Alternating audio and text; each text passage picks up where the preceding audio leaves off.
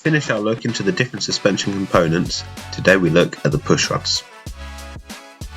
Push rods consist of 3 parts and enable the length to be adjusted to change the ride height of the car without affecting spring preload or third element settings.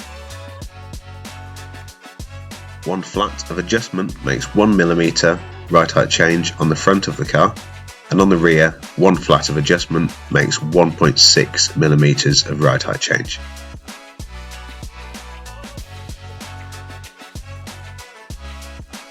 Always ensure the bearing can move freely after locking up the adjuster to avoid any mechanical binding in the suspension.